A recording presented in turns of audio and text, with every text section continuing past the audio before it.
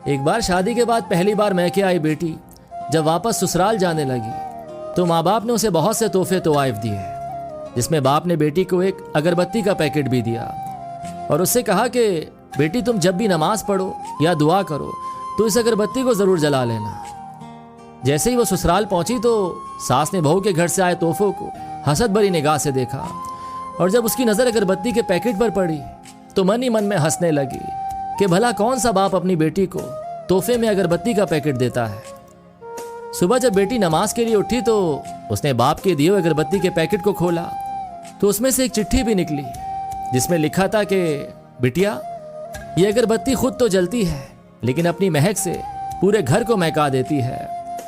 हो सकता है तुम कभी अपने शौहर से रूठ जाओ या किसी बात पर सास ससुर से नाराज हो जाओ, देवर या ननन की कोई बात तुम्हें बुरी लग जाए तो तुम मेरी दी हुई इस नसीहत को याद रखना। इस अगरबत्ती की तरह जलना। जैसे अगरबत्ती खुद जलकर अपनी महक से दूसरों को तरोताज़ा रखती है, उनको सुकून देती है, इसी तरह बेटी तुम भी सह जाना।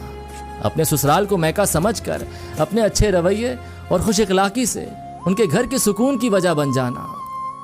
ये पढ़कर बेटी फूट फूट कर रोने लगी तो उसका शौहर और सास ससुर भी वहां पहुंच गए और पूछने लगे कि क्या हुआ। तो बहू ने वो चिट्ठी अपने शौहर को दे दी। जब शौहर ने चिट्ठी को पढ़ा तो सबकी आंखों में आंसू आ गए।